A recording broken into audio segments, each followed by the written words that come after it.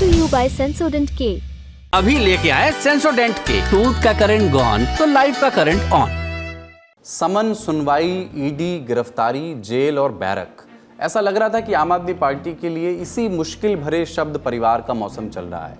लेकिन इस तपिश के बीच थोड़ी सी बदली छाई जब जमानत का मौसम आया। आम आदमी पार्टी के राज्यसभा सांसद संजय सिंह को सुप्रीम कोर्ट से जमानत मिल गई है। संजय सिंह को दिल्ली के उसी कथित शराब घोटाले से जुड़े मनी लॉन्ड्रिंग केस में 6 महीने से सलाखों के पीछे रखा गया था, जिस केस में अब उनके नेता अरविंद केजरीवाल अंदर हैं। मंगलवार 2 अप्रैल को जस्टिस संजीव खन्ना, जस्टिस दीपांकर दत्ता और जस्टिस पीबी वराले की बेंच ने ईडी से कहा कि उन्हें संजय सिंह को जमानत देने में कोई आपत्ति नहीं है। संजय सिंह के वकील ऋषिकेश ने बताया कि अदालत के अंदर क्या क्या हुआ। शर्तें देखिए, कोई ऐसी शर्तें नहीं है। जो शर्तें जमानत की राशि को लेकर है या फिर जमानती को लेकर है कि कितने जमानती होंगे, इन शर्तों का निर्धारण जो है वो ट्रायल कोर्ट करेगी। इसमें कोर्ट ने यह भी कहा है कि राजनीतिक गतिविधियों में हिस्सा ले सकते हैं संजय सिंह। उस पर कोई रोक टोक नहीं है। मतलब उन्होंने ईडी ने कहा था कि आप इसमें ऑर्डर में लिखें, लेकिन कोर्ट ने मना कर दिया कि ये लिखने की जरूरत नहीं है। वो एक राजनीतिक व्यक्ति हैं और वो अगर जेल से बाहर आते हैं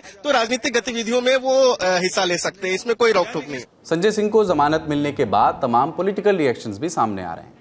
देखिए, आज भगवान जी हमारे साथ हैं, बजरंगबली हमारे साथ है, सच की जीत हुई है। हम तो शुरू से ही कह रहे थे कि ये पूरा का पूरा केस फर्जी है और भाजपा के दफ्तर में लिखा गया है। हमें उम्मीद है जिस तरीके से संजय सिंह को राहत मिली है सुप्रीम कोर्ट से, अरविंद केजरीवाल जी को भी न्याय मिलेगा, हेमंत सोरेन जी को भी न्याय मिलेगा। जो ये कदम भारतीय जनता पार्टी उठा रही है कि चुने हुए मुख्यमंत्रियों को जेल भेजना, इससे भारतीय जनता पार्टी की पूरी दुनिया में थूथू हो रही है, बदनामी हो रही है। ईडी ने अक्टूबर 2023 में संजय सिंह को गिरफ्तार किया था। इसके बाद से वो दिल्ली की तिहाड़ जेल में बंद थे। वही तिहाड़ जेल जहां अब दिल्ली के मुख्यमंत्री अरविंद केजरीवाल भी न्यायिक हिरासत के बाद से कैद हैं। केजरीवाल का जिक्र आया तो उनसे जुड़ा भी एक अपडेट आपको दे देते हैं। 1 अप्रैल को राउज एवेन्यू कोर्ट में हुई सुनवाई के दौरान ईडी ने कहा था कि पूछताछ में केजरीवाल ने 2 और मंत्रियों का नाम लिया है, आतिशी और सौरभ भारद्वाज। इन दोनों मंत्रियों ने बुधवार 2 अप्रैल को प्रेस कॉन्फ्रेंस की, बीजेपी पर बड़े आरोप लगाए। मुझे ये कहा गया कि या तो मैं भारतीय जनता पार्टी ज्वाइन कर लूं, अपना पॉलिटिकल करियर बचा लूं, अपना पॉलिटिकल करियर बढ़ा लूं, और अगर भारतीय जनता पार्टी नहीं ज्वाइन करी तो आने वाले 1 महीने में ईडी द्वारा मुझे गिरफ्तार कर लिया जाएगा। अब 4 और लोगों का नंबर लगाया गया है। उसमें पहला नंबर मेरा है, दूसरा नंबर आतिशी जी का है, तीसरा नंबर राघव चड्ढा का है, चौथा नंबर दुर्गेश पाठक का है। तो ये तो खुल्लम खुल्ला गुंडागर्दी हो गई, ये तो दादागिरी हो गई। आम आदमी पार्टी के इन आरोपों पर बीजेपी की ओर से भी जवाब आया। ये भ्रष्टाचारी जब पकड़े जाते हैं तो ये लोग कहते हैं लोकतंत्र खत्म हो रहा है, जबकि न्यायालय और जनता कहती है भ्रष्टाचारी खत्म हो रहा है। और ये कभी भी तथ्यों पे बात नहीं करेंगे। ये लोग इधर उधर की बात करके बहलाने का काम करते हैं। बुधवार को ही आम आदमी पार्टी के विधायकों ने मुख्यमंत्री की पत्नी सुनीता केजरीवाल से मुलाकात की। पति के जेल जाने के बाद से वो काफ़ी सक्रिय हैं, जनता के नाम संबोधन देती रही हैं। पार्टी की ओर से बताया गया कि इस बैठक में विधायकों ने सुनीता केजरीवाल से कहा कि ये संदेश वो उनके नेता तक पहुंचा दें कि दिल्ली के आप विधायक उन्हें मुख्यमंत्री की कुर्सी पर बने रहते हुए देखना चाहते हैं। अगली सुर्खी छत्तीसगढ़ से आई है। राज्य के बीजापुर जिले में सुरक्षा बलों के साथ हुई मुठभेड़ में 9 नक्सली ढेर कर दिए गए हैं। पुलिस से मिली जानकारी के मुताबिक 1 अप्रैल की रात बीजापुर के थाना गंगालूर क्षेत्र में सुरक्षा बलों की एक टीम ने सर्च ऑपरेशन चलाया था और अगले दिन यानी 2 अप्रैल की सुबह करीब 6 बजे जब सुरक्षा बलों की टीम कोरचोली के जंगलों में पहुंची तो यहां उनका सामना नक्सलियों से हुआ। इंडिया टुडे की रिपोर्ट के मुताबिक बस्तर रेंज के पुलिस महानिरीक्षक सुंदरराज पी ने बताया कि गंगालूर इलाके में नक्सलियों ने सिक्योरिटी फोर्सेस पर फायरिंग शुरू कर दी। जवाबी कार्रवाई में 9 नक्सली मारे गए। इस एनकाउंटर में सुरक्षा बलों में से किसी के घायल होने की सूचना नहीं है। पुलिस के मुताबिक घटनास्थल से एक LMG यानी लाइट मशीन गन, BLG यानी बैरल ग्रेनेड लॉन्चर और कई अन्य हथियार बरामद किए गए हैं। इलाके में सर्च ऑपरेशन अब भी जारी है और मारे गए नक्सलियों की पहचान की जा रही है। अब बारी है लोकसभा चुनाव से जुड़े दिन भर के अपडेट्स की। लोकसभा चुनाव के लिए हर पार्टी का ताबड़तोड़ प्रचार शुरू हो चुका है। 2 अप्रैल को भारतीय जनता पार्टी की तरफ से कमान संभाली प्रधानमंत्री नरेंद्र मोदी ने। नरेंद्र मोदी 2 जगहों पर थे, उत्तराखंड के रुद्रपुर में और राजस्थान के कोटपुतली में। दोनों जगह पर प्रधानमंत्री ने जनसभाओं को संबोधित किया। कहा कि हम कहते हैं कि भ्रष्टाचार हटाओ तो विपक्ष कहता है कि भ्रष्टाचारियों को बचाओ।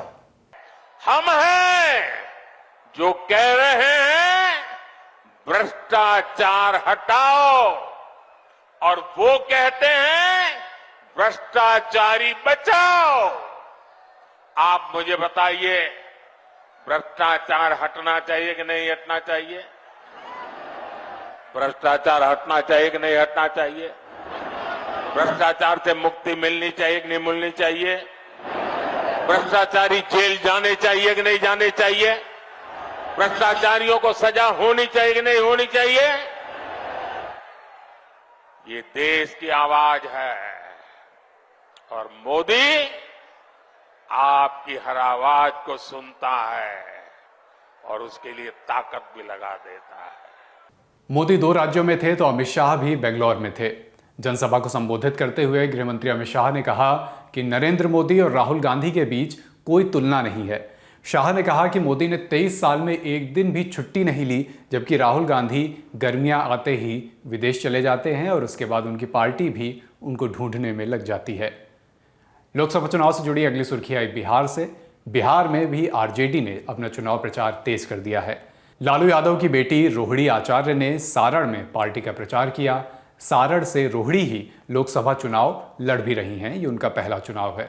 रोहिणी ने ही 2022 में लालू यादव की तबीयत बिगड़ने पर उन्हें किडनी डोनेट की थी। जैसे बीजेपी और आरजेडी का प्रचार जारी है, वैसे ही प्रचार जारी है आंध्र प्रदेश में वाईएसआर कांग्रेस का भी। इनका कैंपेन भी तेजी पकड़ चुका है। वजह है मुख्यमंत्री जगन मोहन रेड्डी की सिद्धम यात्रा। इस यात्रा के जरिए वो राज्य के अलग अलग जिलों में जा रहे हैं, लोकसभा सीटों पर जा रहे हैं और लोगों से मिल रहे हैं, उनके मुद्दों पर बात कर रहे हैं। यात्रा की बात हो रही है तो एक और राज्य में यात्रा चल रही है। मध्य प्रदेश में दिग्विजय सिंह की वादा निभाओ यात्रा। 2 अप्रैल को ये यात्रा राजगढ़ में थी। दिग्विजय यात्रा का नेतृत्व कर रहे हैं। कांग्रेस के लिए यात्रा का उद्देश्य है जनता को ये बताना कि केंद्र की भारतीय जनता पार्टी की सरकार ने जो वादे किए थे वो वादे निभाए नहीं गए।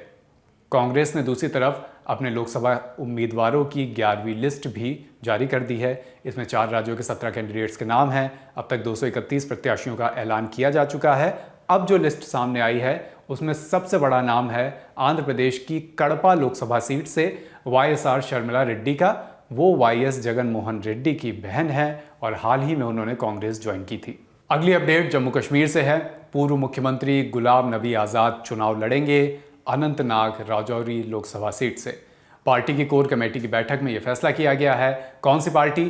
कांग्रेस नहीं, डेमोक्रेटिक प्रोग्रेसिव आज़ाद पार्टी यानी DPAP। 2022 में गुलाम नबी आज़ाद ने कांग्रेस छोड़ दी थी। इसके बाद उन्होंने नई अपनी पार्टी बनाई थी जिसका नाम रखा गया DPAP। 2014 में गुलाम नबी आज़ाद ने आखिरी बार लोकसभा का चुनाव लड़ा था। उस समय वो उधमपुर लोकसभा सीट से उतरे थे, लेकिन यहाँ से उन्हें भारतीय जनता पार्टी के जितेंद्र सिंह के हाथों हार का सामना करना पड़ा था। इसके बाद अब ये उनका पहला लोकसभा चुनाव होगा। इस बीच गुलाम नबी आज़ाद राज्यसभा के भी सदस्य रहे। राज्यसभा से रिटायरमेंट के बाद ही उन्होंने अपनी ये पार्टी बनाई थी। अल्ताफ बुखारी की अपनी पार्टी के साथ गठबंधन की संभावना पर उनकी पार्टी की तरफ से कहा गया है कि इस मोर्चे पर अभी कोई डेवलपमेंट नहीं है, आगे कुछ होगा तो बताया जाएगा।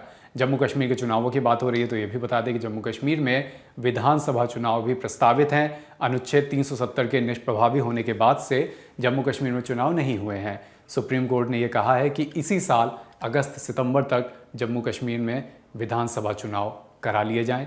फिलहाल वहां पर लोकसभा चुनाव की तैयारियां हैं। 5 लोकसभा सीटें हैं, 5 पर अलग अलग फेज में इलेक्शन होगा।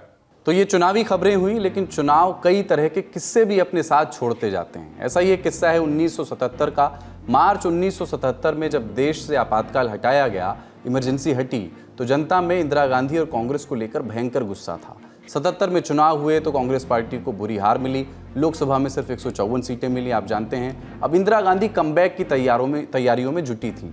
इसी बीच 27 मई 1977 को पटना के बेलछी गांव में 8 दलितों की हत्या कर दी गई। इंदिरा गांधी बेलछी गांव के लिए रवाना हो गई, लेकिन पीड़ित परिवार के घर जाते समय रास्ते में इंदिरा गांधी की जीप कीचड़ में फंस गई। तब उनके लिए हाथी मंगवाया गया। वो हाथी पर चढ़ी और इसी पर बैठकर बेलछी गांव पहुंची।